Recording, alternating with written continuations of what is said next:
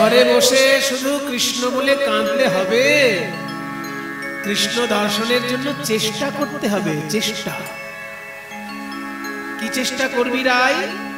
তোর গোবিন্দের যে যে খাবার ভালো লাগে, দধি দুগ্ধ ঘৃত ঘোলের পসরা সাজিয়ে নে, তারপর ঠিক যোগ মায়া ব্যবস্থা করে দেবে। যোগ মায়া যোগেশ্বরী ঠিক ব্যবস্থা করে দেবে। রাধারানী গোবিন্দের সেবার জন্য পসরা সাজাচ্ছে, আর ওদিকে বড়িমাই রূপ ধারণ করে যোগ মায়া আসছে। বড়িমা বৃন্দাবনের সব থেকে বয়স্ক যে বড়াই বুড়ি, তিনি এসে জটিলাকে বলছেন, ও জটিলে, তোর বয়স হয়েছে কিন্তু মরণ হয় না।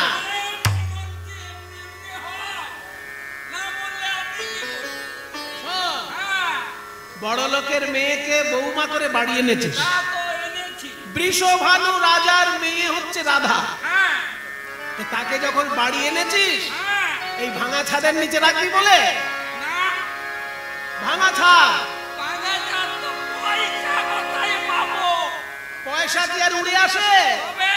পয়সা যেখানে থাকে তার ব্যবস্থা করতে হয়। পয়সা কোথায় থাকে? এসব গোপন কথা সবাইকে বলতে নেই। বলবো? এইখানে দাদা, পয়সা এমন জায়গায় থাকে, শাস্ত্র বলে দিয়েছে। পয়সা প্রধানত থাকে কোথায় জানো? বাণিজ্যে বসতি লক্ষ্মী। ব্যবসা যদি কেউ ঠিক ঠিক করতে পারে, লোক না ঠকিয়ে ভালো করে যদি কেউ ব্যবসা করতে পারে, তার গুডউইল যদি একবার তৈরি হয়ে যায়, তার টাটা কোম্পানিকে দেখুন, লরি থেকে শুরু করে সেফটি পিন পর্যন্ত, কি নুন পর্যন্ত ছাড়ছে না, নুনও টাটা নুন। একবার গুডউইল তৈরি হয়ে গেলে এবং কাজে যদি ফাঁকি না থাকে, জনসেবায় যদি ফাঁকি না থাকে, সেই ব্যবসা দাঁড়াবেই দাঁড়াবে। তাই ব্যবসার মধ্যে পয়সা থাকে সব থেকে বেশি। ওই জন্য বলছে বাণিজ্যে বসতে লক্ষ্মী। আর তারপর তদর্ধং কৃষি কর্মণি, তার অর্ধেকটা থাকে চাষবাসে। আর তদর্ধং রাজসেবায়া, রাজসেবা, যদি কেউ সরকারি চাকরি করে তাহলে চাষের থেকে, চাষের কাছে যা আছে তার কাছে অন্তত টাকা পয়সা থাকবে। তারপরে ভিক্ষায়াং নৈব নৈব চ, ভিক্ষাকারীর কাছে কিন্তু লক্ষ্মী থাকবে না। তাহলে লক্ষ্মী তিন জায়গায় থাকে, ব্যবসা সব থেকে আগে। ওই জন্য চেষ্টা করা উচিত ব্যবসা। আমি সকলের কাছে অনুরোধ করব, আমাদের যারা যারা ছোট ছেলে মেয়ে আছে তাদেরকে বলবো যে চাকরির আশা না করে, চাকরি যদি হয়ে যায় ভালো কথা, কিন্তু চাকরি হলো না বলে জীবনটাই আমার ব্যর্থ, এটা ভাবার কোনো মানে নেই। কোন রকম ভাবে একটা ছোটখাটো ব্যবসা যদি ঠিক দাঁড় করাতে পারে, সে কিন্তু আরো 10 জনের কাজের ব্যবস্থা করে দিতে পারে। কাজেই ব্যবসাটা কিন্তু আমাদেরকে ছোট থেকে উৎসাহিত করতে হবে, বাচ্চাদেরকে উৎসাহিত করতে হবে, তারা বড় হয়ে যেন ব্যবসায়ী হয়। কেন না? ব্যবসার উপর পুরো দেশের অর্থনীতি নির্ভর করে। দেশের অর্থনীতি কি চাকরি করা লোকের উপর নির্ভর করে? না দেশের অর্থনীতি চাষের উপর নির্ভর করে? মূল অর্থনীতিটা দাঁড়িয়ে আছে ব্যবসার উপরে। সেই জন্য ব্যবসাটা করতেই হবে। দ্বিতীয় চাকরি দিতে পারবে না, মোদিও চাকরি দিতে পারবে না। ভোট আপনারা দিয়ে যান, কিন্তু চাকরির আশা করবেন না। নো দিদি নো মোদি, কেউ চাকরি দিতে পারবে না। কারণ চাকরি কোথায়? মনে করুন স্কুল টিচার হবেন, আপনার পাড়ায় যে স্কুলটা আছে সেখানে দুখানা স্কুল তৈরি হয়েছে কি? যে ছোটবেলায় একটা স্কুল দেখেছিলেন ওই স্কুলটাই এখনো চলছে কিনা তার ঠিক নেই। তাহলে স্কুল যখন তৈরি হলো না, চাকরিটা বাড়বে কোত্থেকে? এগুলো তো বুঝতে হবে, চাকরির জায়গাটা কোথায়। সেই জন্য ভোট দিয়ে যান, কিন্তু চাকরির আশা করবেন না। যখন আপনি নিজে একটা ঠিক ঠিক ব্যবসা দাঁড় করাতে পারবেন, দেখবেন ওই সরকারি আবার আপনার কাছে হাত পাচ্ছে, ট্যাক্স দাও, ট্যাক্স দাও, ইনকাম করছো করো, কিন্তু আমায় ট্যাক্স দাও, দেহদান দেহদান, তাই না? ওই জন্য চাকরি থাক, যদি কপালে জুটে যায় ভালো কথা, কিন্তু ওটা হলো না মানে জীবন ব্যর্থ হয়ে গেল, এই দৃষ্টিভঙ্গি মোটেই ভালো না। এটা বাঙালি জাতির একটা দৃষ্টিভঙ্গি যে পড়াশোনা মানেই শুধু চাকরি করতে হবে, তা কিন্তু না। বাণিজ্যে বসতে লক্ষ্মী, তদর্থং কৃষি কর্মণি, তদর্থং রাজসেবায়াং ভিক্ষায়াং নৈব নৈব চ। তাহলে ব্যবসায় যদি লক্ষ্মী থাকে, ব্যবসা কর।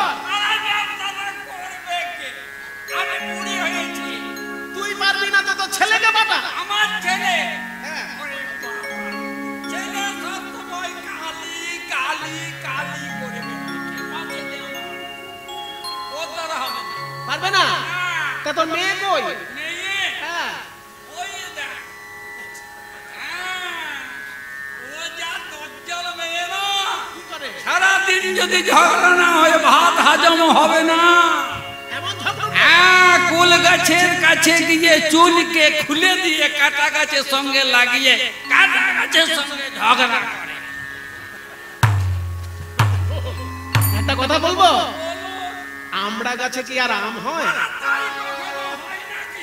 তুই যেমন ঝগড়াটে তোর মেয়েও তেমন ঝগড়াটে হ্যাঁ, তো কি করবো? পেটে জন্মেছে, পেটে দেবো। আরে বাবা তোর পেটের মেয়েকে তুই বুকে করে রাখ ও তো আমার মেয়ে, আমাকে তো কিন্তু তোদের বাড়িতে কেউ কি নেই যে আমার সঙ্গে ব্যবসা করতে যেতে পারে আছে তো। কে লোকজন নাই তো, শুনে দেখবে। তোদের বৌমা কই ওই তো সাজানোর উপরে দাঁড়িয়ে বসে আছে। বাহ কি সুন্দর চুল আরে কি সুন্দর চুল, কি সুন্দর নাক, কি সুন্দর ঠোঁট, কি সুন্দর জীবন, সবই ভালো, কিন্তু কিন্তু আবারটা কি লোকের সামনে বলবো। হ্যাঁ ঠিক আছে, বলছি, কিছু মনে করেন না। বৌমায়ের স্বভাবটা একবারে ভালো নয়। রাম বলো রাম বলো রাম রাম। কি করেছে কি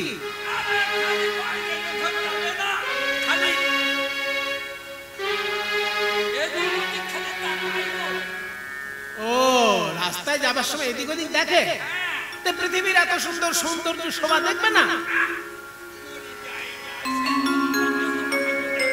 আচ্ছা ঠিক আছে আমাকে অত বোঝানোর দরকার নেই আমি তোদের বৌমাকে বলছি আমার সঙ্গে যদি যায় এদিক ওদিক তাকানো চলবে না বৌমা রাধে তুমি শাশুড়িকে হাত জোড় করে বলো যে আমাকে যদি মথুরায় আজকে যেতে দাও এদিক ওদিক তাকাবো না এক পানে চাইবো কোনদিন এদিক ওদিক তাকাবো না একদিকে চেয়ে নেবো। বলেছে তো তাহলে আমি একই পানে চাইবো একই পানে চাইবো কোনো এদিক ওদিক চাইবো না মা একই পানে চাইবো আমি এদিক ওদিক চাইবো না মা একই পানে চাইবো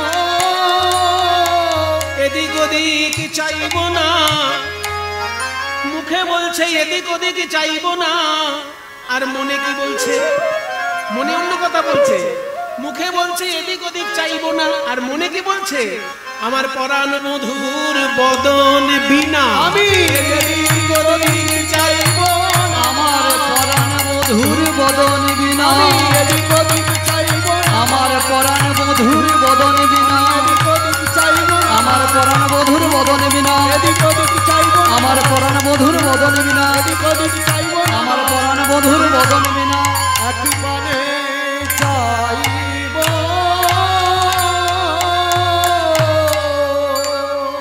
অনুমতি পেয়ে গেছিস যখন রাধে আর বিলম্ব নয় চল তাহলে পশরা সাজিয়েছিস তো ললিতা বিশাখা সাথে চলে যাইতে পথে বিশাখার সাথে চলিয়া যাইতে পথে তুমি আমার কত সাধে বাড়াইছে পাগু কত সাধে বাড়াইছে পাগলে কত সাধে বাড়াইছে পাগল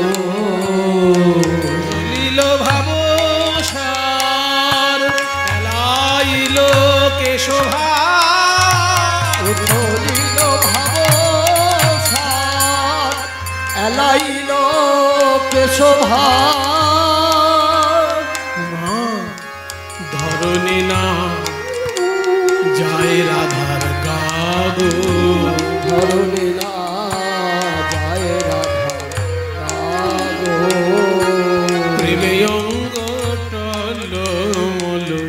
প্রেমে অঙ্গ টলমল দুটি আঁখি ছলো ছলো প্রেমে অঙ্গ টলমল দুটি আঁখি ছলো ছলো আর বদন করে ঝলমল দুটি আঁখি ছলো ছলো ছলো করে ঝলমল দুটি আঁখি ছলো ছলো প্রেমে অঙ্গ টলমল তোরা দেখ না রাধার থর করে কাঁপছে, অষ্টসাত্ত্বিক ভাব একসঙ্গে উদয় হয়েছে রাধারানী রঙে। যদি কেউ কাউকে ভালোবেসে রাস্তায় বেরোয় বাবা, তার কথা চিন্তা করতে করতে 8 রকমের ভাব উদয় হয়। রসশাস্ত্র বলছে তে স্তম্ভ সেদ রোমাঞ্চা স্বরভঙ্গস্য বেপথু বৈবর্ণ্যম অশ্রু প্রলয় ইত্যষ্টৌ সাত্ত্বিক। একে বলে অষ্টসাত্ত্বিক ভাব। স্তম্ভ, যেন শরীর চলতে চায় না। ছেদ, এমন এক ধরনের অদ্ভুত ঘাম বেরোয়, সে ঘাম কিন্তু নোনতা নয়। রোমাঞ্চ, মানে অঙ্গ পুলকিত হয়ে ওঠে। স্বরভঙ্গ, কথা বলতে গিয়ে কথা আটকে যায়, কথা পরিষ্কার বলতে পারবে। কৃষ্ণ বলতে গিয়ে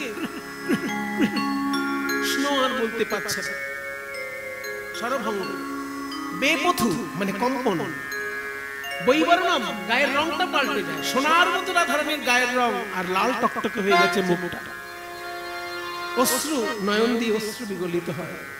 প্রলয়, কৃষ্ণ ছাড়া পৃথিবী যেন শূন্য বলে মনে হয় তার কাছে। এই অষ্টসাত্ত্বিক ভাবের উদয় হয়েছে। এমন সময় সামনে দেখতে পাচ্ছে যে আকাশের বিদ্যুৎ আর মেঘ যেন কদম তলায় এসে উপস্থিত হয়েছে। আকাশে মেঘ বিদ্যুৎ থাকে তো, কিন্তু যেন কদম তলায় মেঘ আর বিদ্যুৎ দেখা যাচ্ছে। তাই বড়িমার আড়ালে গিয়ে রাধারানী বলছে, ও বড়িমা, এ কি গো, যে জিনিস আকাশে থাকে সেটা কদম তলায় কেন? মথুরার পথে যেতে আর পথ নাই, মথুরার হাটে যেতে আর পথ নাই, পাতিয়া মঙ্গল ঘট বসেছে কানাই। এই রাস্তা ছাড়া তো আর রাস্তা নেই, আর এই রাস্তার মাঝখানে কৃষ্ণ বসেছে কদম তলায়। কিভাবে বসেছে? রাস্তার ঠিক মাঝখানে একটা বড় কলসি, মাটির কলসি রেখে দিয়ে ফুলের মালা দিয়ে সেটাকে সাজিয়েছে। আর ওই মাটির কলসির বড় একটা কলসি রাস্তার মাঝখানে, সেই মাটির কলসির গায়ে লিখে দিয়েছে দান ঘট। মানে যার কাছ থেকে যা কর আদায় করা হবে, in cash or in kinds, যে কোনো ভাবে।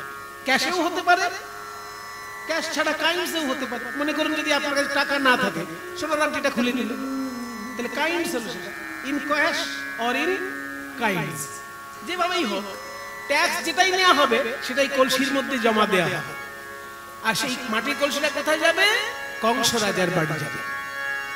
তা রাস্তার মাঝখানে ওই মাটির কলসিতে দান ঘট লিখে রেখে বড় একটা লাঠি নিয়ে কৃষ্ণ পাশে দাঁড়িয়েছে, আর আরেকদিকে সুবলকে দাঁড় করিয়ে দিয়েছে, যে কেউ যেন রাস্তা দিয়ে যেতে না পারে কর না দিয়ে। আর ওই কৃষ্ণচন্দ্রকে দেখে রাধারানী ভাবছেন বিদ্যুৎ আর মেঘ, কারণ কৃষ্ণের গায়ের রংটা মেঘ আর হলুদ ঝলমলে ধুতি, সেটা দেখে মনে হচ্ছে বিদ্যুৎ। তাই বলছে, হরো কি দেখি গো বড়াই কদম্বের তলে, হরো কি দেখি গো বড়াই কদম্বের তলে, দেখি তড়িত জড়িত জইছে নব জল ধরে, ওই জড়িত জড়িত জড়িছে নব জল ধরে। দেখো দেখো কদম তলায় কেমন মেঘ জমেছে, দেখো দেখো কদম তলায় মেঘ জমেছে। আবার তাই বিজুরি চমক দিচ্ছে, কদম তলায় মেঘ জমেছে। দেখো তাই বিজুরি চমক দিচ্ছে, কদম তলায় মেঘ জমেছে। ওই দেখো কালো মেঘ, তাও কদম তলায়। আবার বিদ্যুৎ চড়ানো মনে হচ্ছে, কিন্তু এরকম স্থির বিদ্যুৎ তো কখনো দেখিনি। বিদ্যুৎ চমকায় আবার নিভে যায়, কিন্তু তো স্থির বিদ্যুৎ। মানে ধুতিটাকে বিদ্যুৎ বলছে আর কৃষ্ণের অঙ্গটাকে মেঘ বলছে। বুড়িমাও তো রসিক কম নয়, সে বলছে রাধে মেঘ থাকলে তো বৃষ্টি হয়, বৃষ্টি হচ্ছে কই? মেঘও আছে বিদ্যুৎও আছে, কই বৃষ্টি যখন দেখা যাচ্ছে না, এগিয়ে চলো। রাধারানী বলছে বুড়িমা তোমার বয়স হয়েছে, তাই বোধহয় ভালো করে দেখতে পাও না। যদি তোমার অনুরাগের নয়ন থাকে, তাহলে একবার আমার নয়ন পানে চেয়ে দেখো। যদিও মেঘের উদয় হয়েছে ওই কদম তলায়, কিন্তু সেই মেঘের বর্ষণ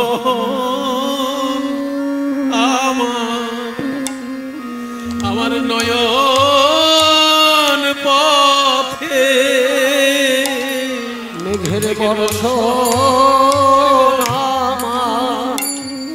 আমার নয়ন পথে। যদিও মেঘের উদয়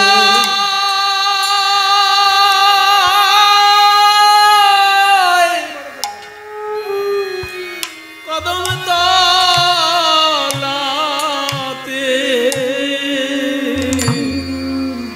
ওই মেঘের বর্ষণ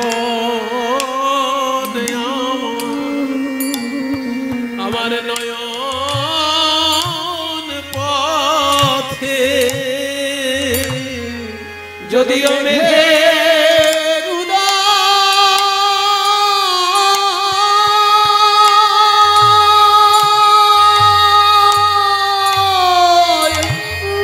উদয় কদম তলাতে,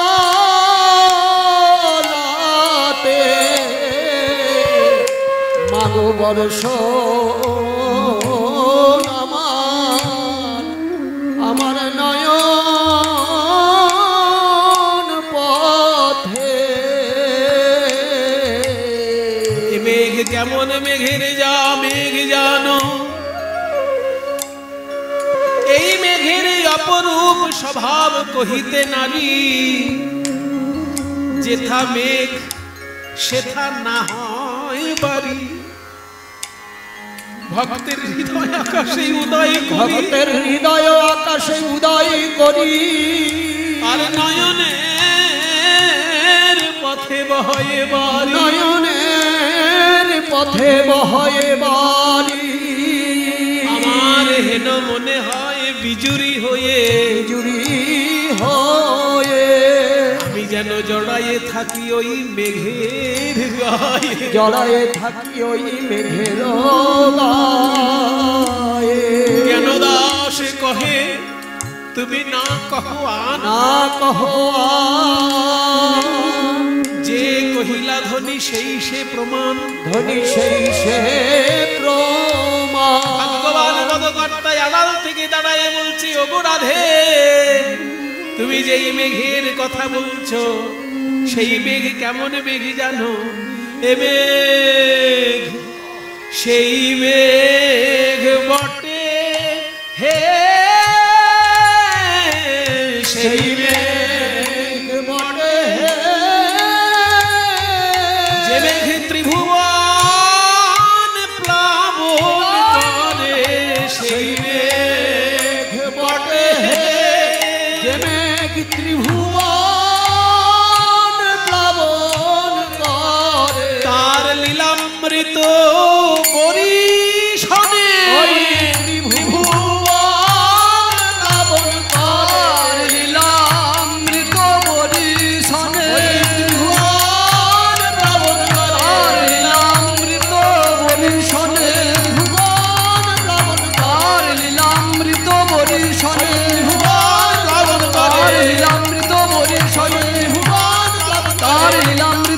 বরিশনে হুমান প্লাবন তার লীলামৃত বরিশনে হুমান প্লাবন করে সেই মেঘ বটে হে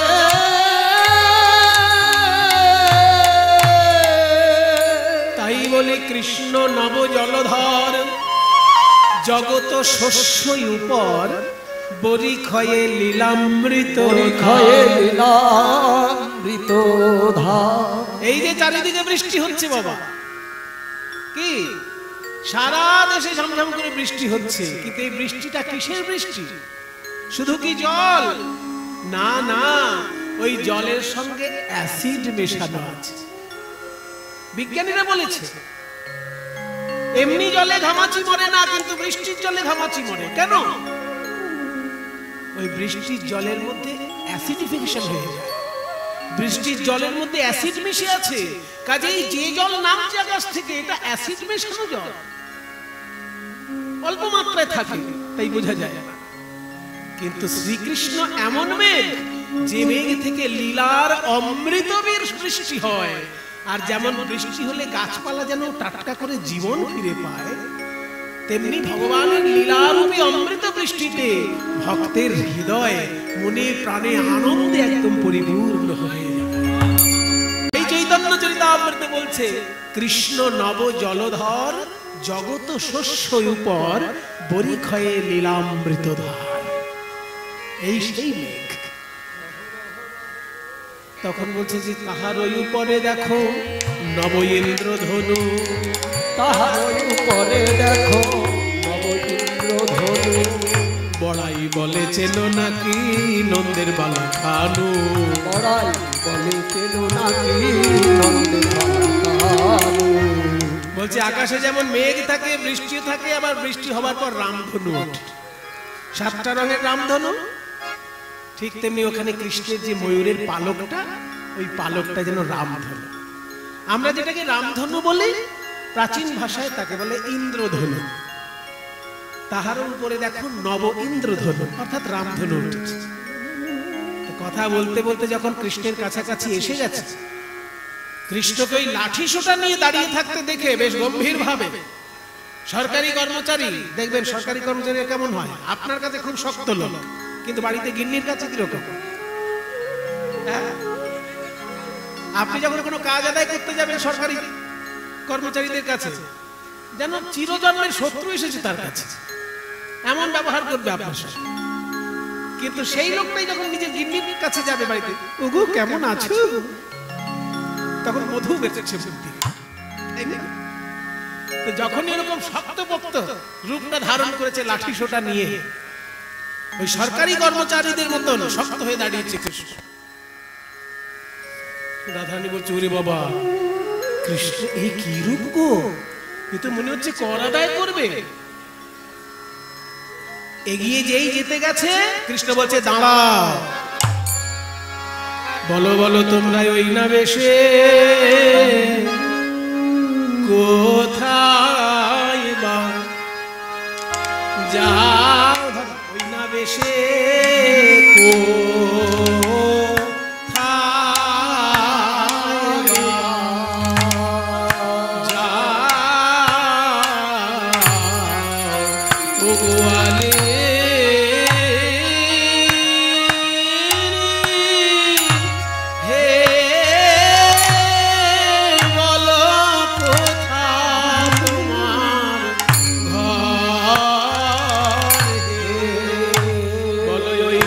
সে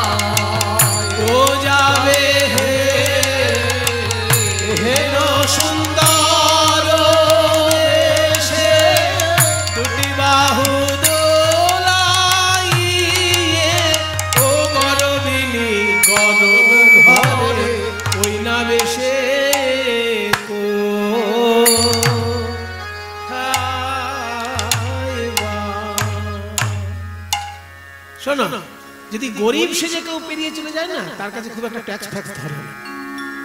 মনে করুন একজন ফুচকা বিক্রি করছে, একটা নোংরা লুঙ্গি, একটা নোংরা গেঞ্জি, একটা নোংরা গামছা পিঠের উপর আছে, ঠিক আছে, কেউ কি তার কাছে যে ট্যাক্স চাইবে? বেচারাকে দেখেই মনে হচ্ছে খেতে পায় না, দুটো ফুচকা বিক্রি করে খাচ্ছে, খারাপ। কিন্তু ফুচকা আলার যদি এই আমটা সোনার চেন, এই আমটা সোনার ঘড়ি, 5খানা আঙুলে 20খানা আংটি, সব সোনা, হিরে চুনি পান্না দিয়ে সাজানো, কি শখের দাম লাখ টাকা, থাকতে পারে তার। সেই রকম যদি সারা গায়ে হিরে চুনি পান্না পরে একটা ফুচকা আলা থাকে, তো একদিন একজন ট্যাক্সের অফিসার গিন্নির সঙ্গে ফুচকা খেতে এসে পরের দিন দলবল নিয়ে আসবে কি না? হ্যাঁ হ্যাঁ, প্রথম দিন কিছু বলবেন না, গিন্নির সঙ্গে ফুচকা খেয়ে চলে যাবে, কিন্তু পরের দিন পুরো একদম ব্যাটালিয়ন নিয়ে আসবে। যেরকম সোনার গয়না হিরে চুনি পান্না পড়লি, কোথায় এত পেলি বল, ট্যাক্স দে। তাই বলছে দধি দুগ্ধ বিক্রি করতে যদি গরিব সেজে যেত, তাহলে এত ট্যাক্স ফ্যাক্স ধরতো না। কিন্তু রাধারানী তো রাজার মেয়ে, সারা গায়ে গয়না, দামি বস্ত্র, তাই বলছে এত সুন্দর সেজে তোমরা কোথায় যাচ্ছ? কোথায় তোমাদের ঘর? কিসেরও পসরা দাসীর মাথার উপর। তা ললিতা বিশাখা বলছে, রাধে তুই একটু আড়ালে আয় তো, আমরা কথা বলি। হ্যাঁ, এই ছোড়া, কে তুমি? এরকম আমাদেরকে জিজ্ঞেস করছো? আমাদের এই রাধারানী কে জানো? বৃষভানু রাজার মেয়ে। আর মাথায় আমাদের কিসের পসরা জানো? দধি দুগ্ধ ঘৃত গোলে পসরায় আমার, দধি দুগ্ধ ঘৃত গোলে পসরায় আমার। আমাদের গয়নাগাটি আর শাড়ি সাজ দেখে ভাবছো আমরা বোধহয় মণিমাণিক্য বিক্রি করতে যাচ্ছি, তা নয়, এ দধি দুগ্ধ আছে। হ্যাঁ, দধি দুগ্ধ ঘৃত ঘোলে পসরায় আমার, দধি দুগ্ধ ঘৃত ঘোলে পসরায় আমার। কে তুমি? তোমার বলে, তোমার বলে মানে তোমার কথা। কে তুমি? তোমার বলে উলাবো পসা। আর কে তুমি? তোমার বলে উলাবো পসা। উলাবো মানে নামাবো। কে তুমি যে তোমার কথায় পসরা নামিয়ে তোমায় দেখাবো? আমরা দধি দুগ্ধ বিক্রি করতে, তুমি কে? হে, আমি কে? মুখ দেখে চিনতে পারছো একটু? হ্যাঁ হ্যাঁ চিনি, নন্দরাজার বকাটে ছেলে,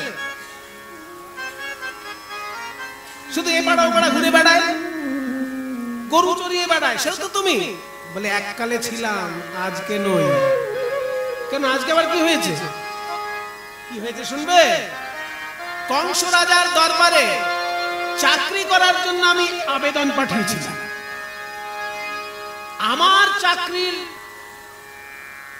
ওইটাকে বলবেন সিবি, আমার যে কর্মকাণ্ড, সেইটা দেখে কংস রাজা এত খুশি হয়েছেন, আমাকে একসঙ্গে দুটো চাকরি মঞ্জুর করেছে। আরে বাপরে, একে সরকারি চাকরি, তা আবার ডবল। লোকের কপালে একটা চাকরি জোটে না মশাই, আর তুমি দুখানা চাকরি পেয়েছো একসঙ্গে? বলে হ্যাঁ, দুটো চাকরি। কিসের দুটো চাকরি? দুটো চাকরি কিসের? এক হচ্ছে নৌকার ঘাটে দাঁড়িয়ে থাকবো, যারা পারাপার হবে তাদের কাছ থেকে কর, ওই পারের কড়ি আদায় করব। আর দ্বিতীয় হচ্ছে এই দধি দুগ্ধ যারা বিক্রি করতে যাবে তাদের কাছ থেকে কর আদায় করব। এই দুটো চাকরি। ঘাটের ঘাটো আলো আমি পথে মহাদানী, ঘাটের ঘাটো আলো আমি পথে মহাদানী। আজ তোমায় দান দিতে হবে, শোনো বিনোদিনী, আজ তোমায় দান দিতে হবে, শোনো বিনোদিনী। ও বাবা, রাতারাতি চাকরি পেয়ে গেল কৃষ্ণ, নন্দরাজার ছেলে। আমরা কিছুই জানলাম না রে। এ ললিতা, চাকরি পেতে গেলে তো পড়াশোনা করতে হয়। এই কবে পড়াশোনা করলো? চাকরি এমনি এমনি হবে না বাবা। ছেলে মেয়ে বাচ্চা যারা আছিস, শোন, মন দিয়ে পড়াশোনা করবি। স্কুলে গিয়ে শুধু ডিম ভাত খেয়ে চলে আসবি না। ডিম ভাত খাবি স্কুলে, বাড়িতে এসে মাছ ভাত খাবি, কিন্তু পড়াশোনাটা মন দিয়ে করবি। চাকরি যদি কপালে নাও জোটে, যে জ্ঞান অর্জন হলো ওটার কোনো বিকল্প নেই, তাই না বাবা? পড়াশোনাটা মন দিয়ে করতে হয়। চাকরি যদি জুটে গেল ভালো, আর যদি নাও জুটে, যে জ্ঞান অর্জনটা হলো তার কোনো বিকল্প নেই। কারণ ভগবত গীতায় ভগবান শ্রীকৃষ্ণ বলছেন, নহি জ্ঞানেন সদৃশং পবিত্রমিহ বিদ্যতে। জ্ঞানের মতন পবিত্র বস্তু বিশ্ব ব্রহ্মাণ্ডের কিচ্ছু নেই। তাই জ্ঞান অর্জনটা অবশ্যই করবে। এবার চাকরি যদি জুটলো ভালো, নইলে ওই জ্ঞানী ব্যবসায় লেগে যাবে, ওই জ্ঞানী চাষবাসে লেগে যাবে, কোথায় লেগে যাবে তার ঠিক নেই, জ্ঞান ঠিক কাজে লেগে যাবে। তা পড়াশোনা করতে হয় চাকরি পেতে গেলে, কম্পিটিটিভ এক্সাম দিতে হয়। সে ব্যাংকের চাকরি বলুন, রেলের চাকরি বলুন, বা স্কুল মাস্টারের চাকরি বলুন, বা কলেজের চাকরি বলুন, ইউনিভার্সিটির চাকরি, সব চাকরি, পুলিশ অফিসার, মিলিটারি, কি এডিএম, তারপরে এসডিও, সবার চাকরির পরীক্ষা আছে। চাকরি দিতে গেলে পরীক্ষা, সে কঠিন পরীক্ষা। আমাদের ভারতবর্ষে সবথেকে কঠিন পরীক্ষা হচ্ছে আইএএস পরীক্ষা। আইএএস যারা ডিএম হয়, ডিস্ট্রিক্ট ম্যাজিস্ট্রেট, পুরো একটা জেলা চালাতে হয়, যাকে জেলার শাসনতন্ত্র যার হাতে থাকে সেই ডিএম, তারা যে পড়াশোনাটা করে সেটা হচ্ছে সবথেকে কঠিন পড়াশোনা, তার নাম আইএএস। আর পশ্চিমবঙ্গের সবথেকে কঠিন যেটা পড়াশোনা সেটা হচ্ছে ডাব্লিউবিসিএস। আইএএস এর পড়াশোনা আর ডাব্লিউবিসিএস এর পড়াশোনা, তার সমতুল্য পড়াশোনা হচ্ছে আবার অধ্যাপকদের নেট, এনইটি, মানে national eligibility test, central government. আবার ওয়েস্ট বেঙ্গলের যেটা কলেজের পরীক্ষা, যদি কলেজে যদি কেউ অধ্যাপক হতে চায় ওয়েস্ট বেঙ্গলে, তাকে দিতে হবে স্টেট এলিজিবিলিটি টেস্ট। এটা রাজ্য স্তরের শিক্ষাগত সর্বোচ্চ মানের পরীক্ষা। এগুলো বসতে হয় তবে চাকরিটা হয়, কেউ এরকম এসে ধরিয়ে দেবে না চাকরি। তুমি কবে সব পড়াশোনা করলে, সারা জীবন গরুর পেছনে ছুটে ছুটে, রাতারাতি চাকরি? চাকরি পেতে গেলে যে সব গুণগত মান দরকার হয় সেগুলো তোমার আছে? ওই দানি দেখি আড়তা কাঁপিছে,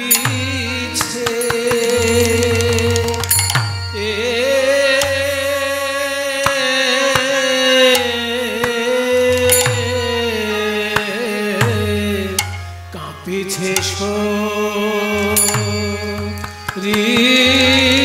শরীর গো, ও গো বড়া,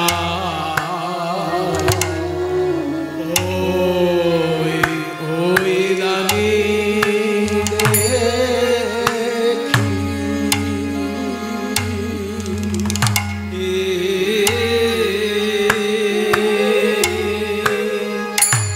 দেখি কাঁপিছে, বলো আমি কেন ঘরে বাহির গোলাম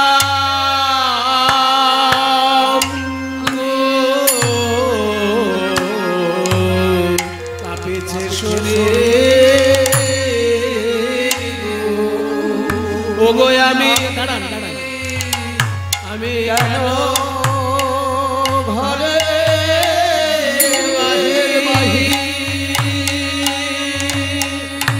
বাহির হলাম, কাজ তো ভালো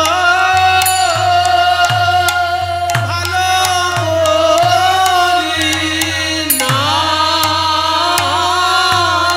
গো, আমি কেন ওই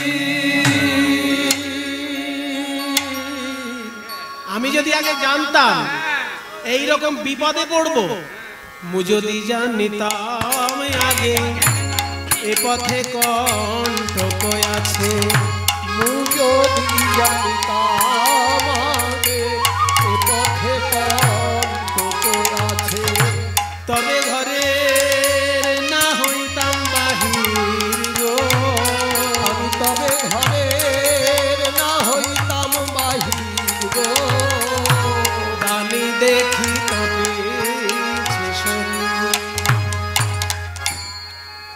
ওই যে বলে না সকালবেলাটা দেখলেই বোঝা যায় দিনটা কেমন যাবে।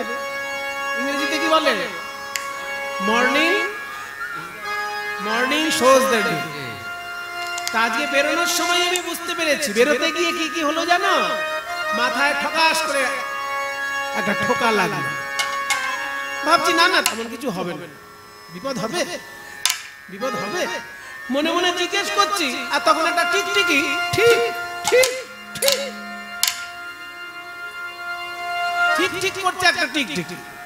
ঘর হইতে বাহির আইতে ও চালো ঠেকিলো মাঠে, ওই ঘর বাহির আইতে ও চালো ঠেকিলো মাঠে, আমি হাঁচি জেঠি না গো নিলাম বাধা গো, হাঁচি জেঠি না গো নিলাম বাধা গো, হাঁচি যখন আমি ভাবছি বিপদ হবে কি না, টিকটিকি বলছে ঠিক ঠিক, তবু আমি চিন্তা করলাম না কিছু হবে না। কিন্তু এই সময় বেরোতে গিয়ে হঠাৎ আমার ননদি কোথায় ছিল, সে সামনে এসে একটা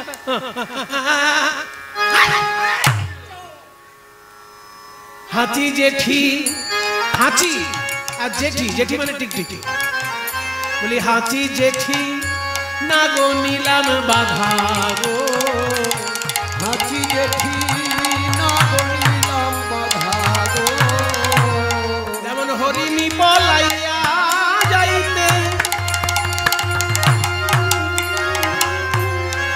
ঠেকিল ব্যাধের হাতে, বড়িমা গো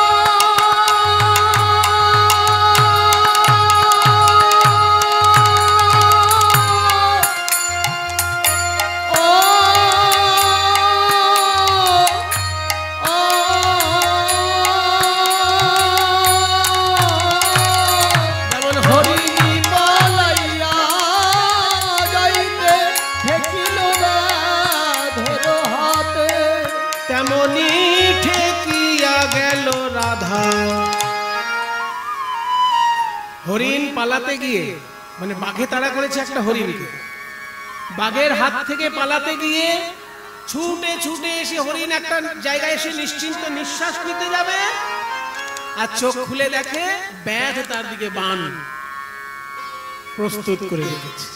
তাহলে হরিণটা এত ছুটে পালিয়ে এসে তার লাভ কি হলো? আমি ওই শাশুড়ি নদীর থাবা থেকে বাঁচবো বলে পথে এলাম, এখানে আবার কৃষ্ণ ব্যাধ তার নয়ন বাণ আমার দিকে আঘাত করে রেখেছে, আমার দিকে তাক করে রেখেছে। হরিণী পলাইয়া যাইতে ঠেকিল ব্যাধের হাতে, তেমনি ঠেকিয়া গেল রাধা গো, তেমনি ঠেকিয়া গেল রাধা গো, হরিণী পলাইয়া যাইবে তেমনি ঠেকিয়া গেল রাধা। এইবার কৃষ্ণ বলছে আমার পরিচয় পেলে তো? আমি এককালে ছিলাম রাখাল ছেলে, কিন্তু কংস রাজার দরবারে আমি দুটো চাকরি পেয়েছি। একবার নৌকা বিলাস করেছিলাম, তখন তোমরা আমার এক পরিচয় পেয়েছো, আর আজকে আর একটা পরিচয় পাচ্ছ, আমি কর আদায় করতে এসেছি, দাও কর দাও। এরকম জীবনে তো শুনিনি রাস্তাঘাটে এরকম কর চাই। তা তুমি আগে তোমার চাকরির কাগজপত্র আমাদেরকে দেখাও। তুমি যে কংস রাজার দরবারের চাকরি করো, তার এটা কোথায়? পরিচয় পত্র কোথায়? হ্যাঁ, একটা পরিচয় পত্র থাকবে না? যে কোনো জায়গায় আপনারা চাকরি করবেন তার একটা আইডেন্টিটি কার্ড থাকে, তা কই আইডেন্টিটি কার্ড দেখা।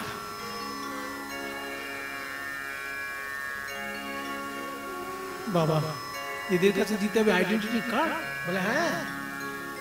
বলো বলো বলো কোন গুণে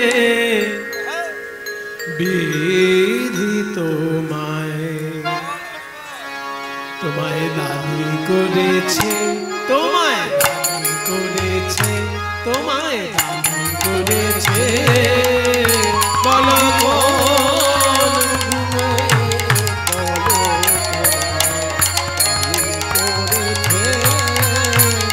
বিধি কোন গুণে, দাবি করেছে, দাবি করেছে, দাবি করেছে, দাবি করেছে, দাবি করেছে, দাবি করেছে, দাবি করেছে, দাবি করেছে, দাবি করেছে, তোমায় ঘাটওয়ালি দিয়েছে, হে দাবি করেছে, বিধি কোন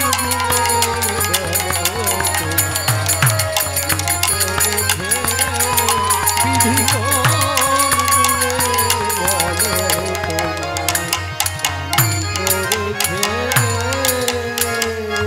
বড় বড় অফিসারকে দেখলেই মনটা ভরে যায়। ভালো ভালো অফিসার দেখবেন এত সুন্দর দেখতে না, যেন টোকা দিলেই রক্ত জমাট হয়, এবং আপেলের মতো। আর তোমার যা রূপের ছিরি, রূপেতে ভ্রমরা, কালো ভ্রমণের মতন তোমার গায়ের রং। চাকরি পাবে তুমি? এই বর্ণবিদ্বেষ চলবে না, বর্ণবিদ্বেষ চলবে না। কালো লোকে চাকরি পায় না? এই আজকালকার দিনে বর্ণবিদ্বেষ চলবে? কালো লোকেও বড় বড় চাকরি পায়। আমাদের দেশের রাষ্ট্রপতি ছিলেন আবুল কালাম। কিরকম দেখতে ছিলেন বলুন? আপেলের মতন? তাহলে গায়ের রং তার কালো ছিল, কিন্তু দেশের সর্বোচ্চ ক্ষমতার অধিকারী। এখনো যিনি আছেন সুপ্রিম কোর্ট যদি কাউকে মৃত্যুদণ্ড দেয়, সেই মৃত্যুদণ্ড পর্যন্ত রদ করে দিতে পারে রাষ্ট্রপতি। সুপ্রিম কোর্টের উপরে রাষ্ট্রপতির ক্ষমতা এই একটা ক্ষেত্রে আছে। আর কোন কোন ক্ষেত্রে আছে এখন আমার মনে পড়ছে না, কিন্তু এইটা আছে যে সুপ্রিম কোর্ট কাউকে বলে দিলে এর মৃত্যুদণ্ড হবে। কিন্তু সে যদি রাষ্ট্রপতিকে অনুরোধ করে, রাষ্ট্রপতি যদি মনে করেন যে না, এর মৃত্যুদণ্ড না হলেও সমাজের কোনো ক্ষতি হবে না, তখন রাষ্ট্রপতি কিন্তু সুপ্রিম কোর্টের উপরেও কারণ মৃত্যুদণ্ড রদ করার ক্ষমতা রাখেন আমাদের দেশের আইনে। তাহলে অত বড় সারা ভারতের শ্রেষ্ঠ ক্ষমতার অধিকারী, অত তার গায়ের রং কি ছিল? আমি কালো বলে অপমান করছি? এখন যিনি আছেন তিনিও কালো। হ্যাঁ, এখন যিনি রাষ্ট্রপতি তিনিও তো কালো। গায়ের রঙে চাকরি হয়? রূপেতে ভ্রম, তাহলে গুণে, হ্যাঁ তোমার যে কি গুণ, গুণে ননি চোরা, রূপেতে ভ্রমরা, গুণে ননি চোরা, বাঁকা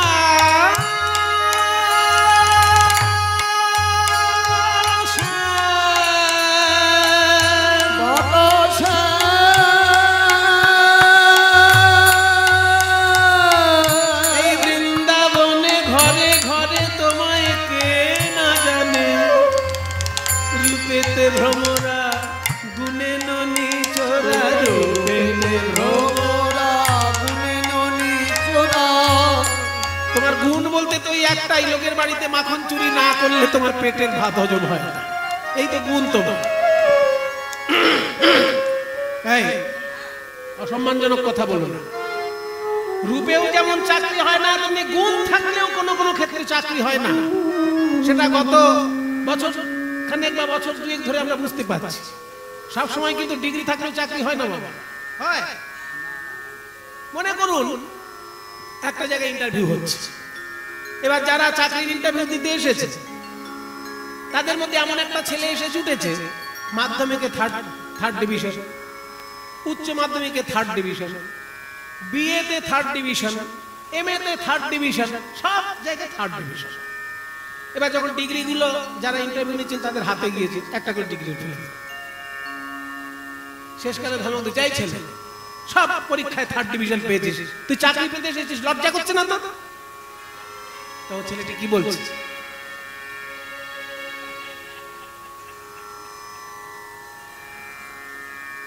আপনারা আমার ডিগ্রিগুলোর দিকে দেখবেন না, দয়া করে আমার ডিগ্রিগুলোর দিকে না তাকিয়ে, মানে টেবিলের উপরে না তাকিয়ে একটু টেবিলের নিচে তাকান না, নিচে। বুঝতে পেরেছেন তো? আর বলবো মোটা মোটা বান্ডিল, তো অনেক সময় দেখা যায় মোটা মোটা বান্ডিল ধরতে পারলেও চাকরি হয়। কি বলছো, রূপ আর গুণ থাকলেই চাকরি হয়? বলে সেই বান্ডিল ধরার ক্ষমতা তোমার আছে কি?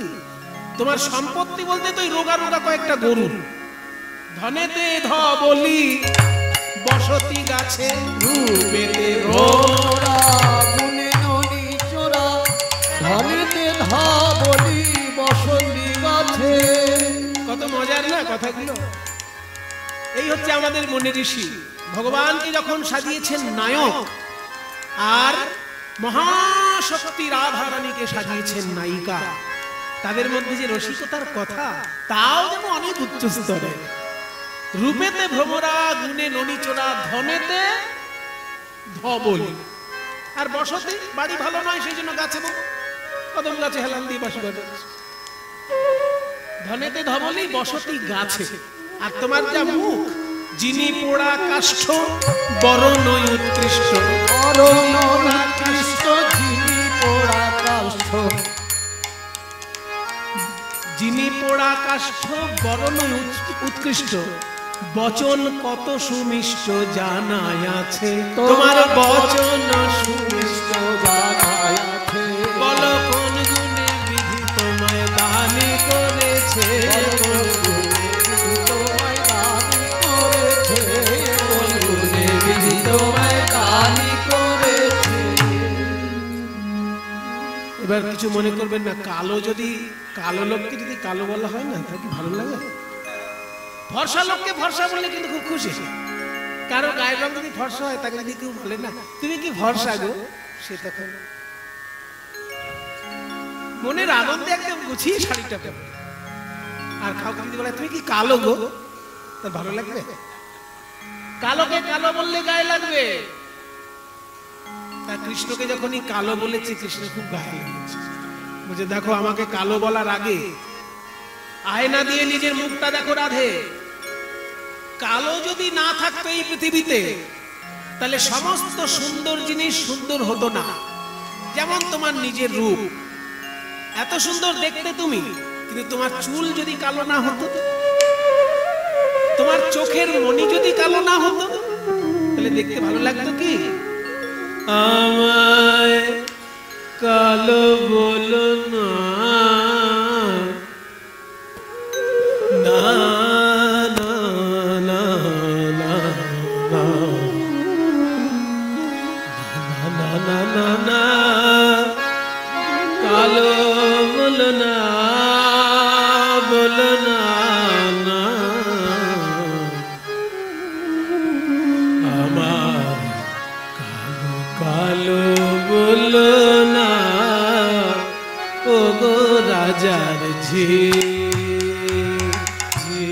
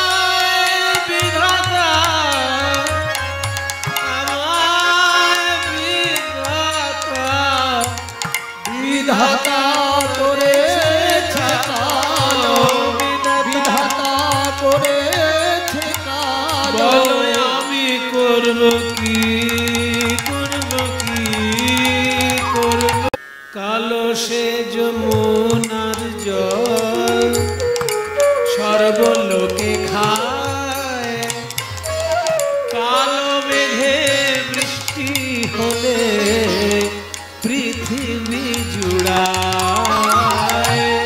কালো সে যমুনার জল সর্বলোকে খায়, কালো মেঘে বৃষ্টি হলে পৃথিবী জুড়ায়। কালো সেই যমুনার জল সর্বলোকে খায়, বেঁচে থাকে জলের জন্য। জলের আর এক নাম জীবন। কালো মেঘে বৃষ্টি হলে পৃথিবী জুড়ায়।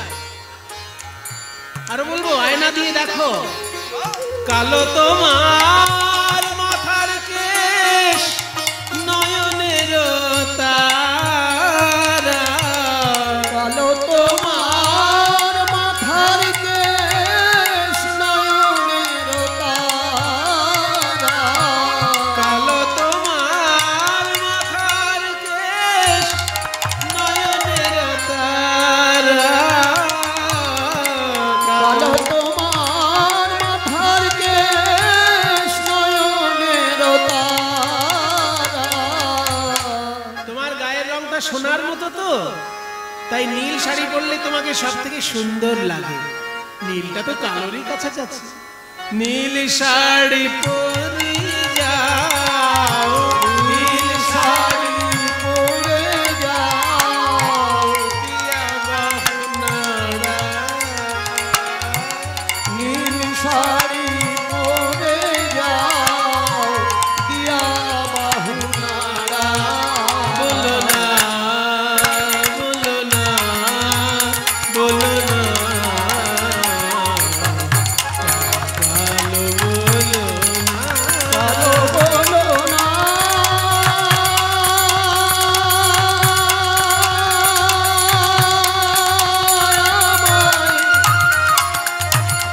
কালো বলো না,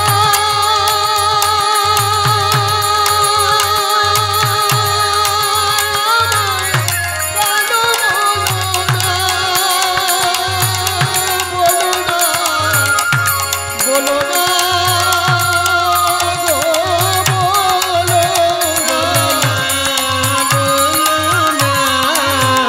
বলো না, বলো না, আমার কালো কালো বলো না গো, ও রাজা কালো বলো না, ও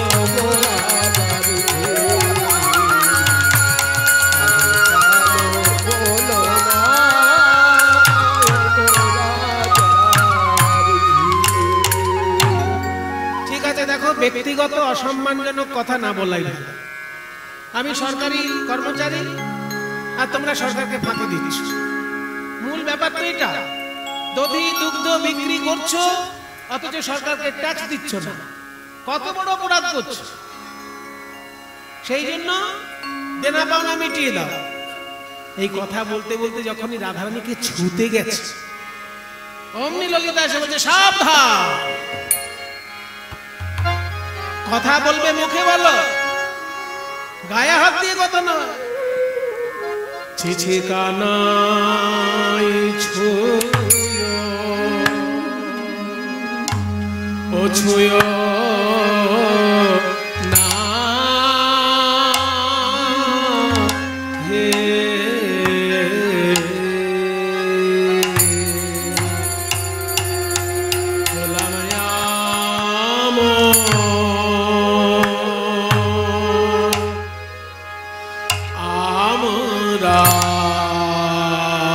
কোমল গা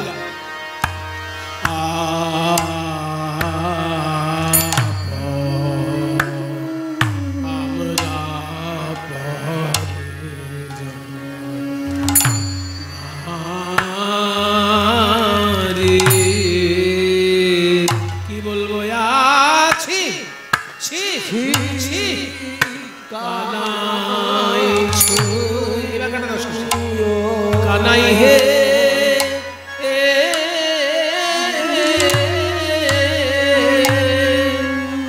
তুমি হলে ধেনু চরানো রাখা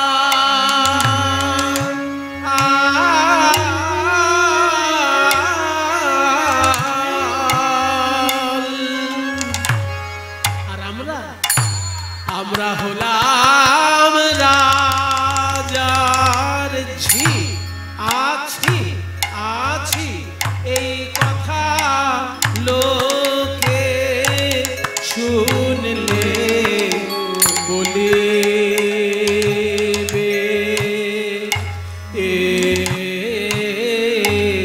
কি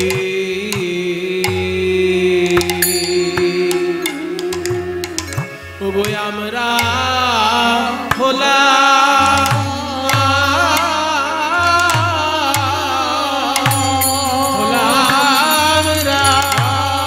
রাজার ঝি আছি আছি কানাই ছি ছি ছি কানাই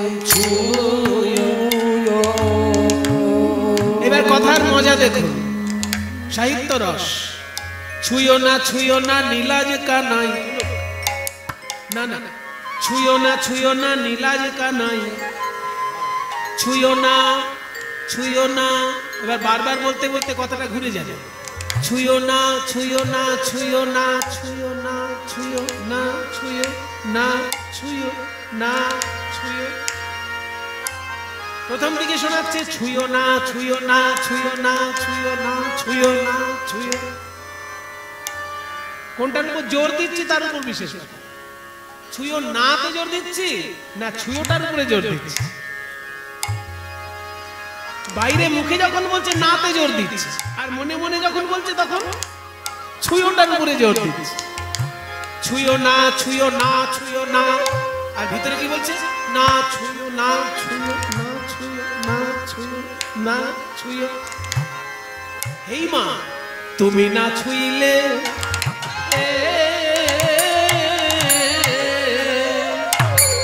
আমাদের আর কে বাবে ওহে গানাই এ যে ব্রজ গোপী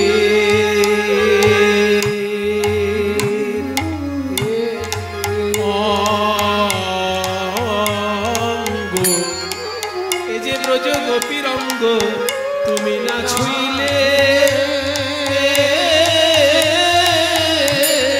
আমাদের কে ছোবে কানাই ছি ছি ছি কানাই আবার মজা ছুঁয়ো না নীলাজ কানাই আমরা হলাম পরের নারী আমরা হলাম পরের নারী পরের নারী পরের নারী পরের নারী আমরা যে শুধু তোমারই আমরা তোমার বইয়া আর কারো নই হে এই বৃন্দাবনে কেনা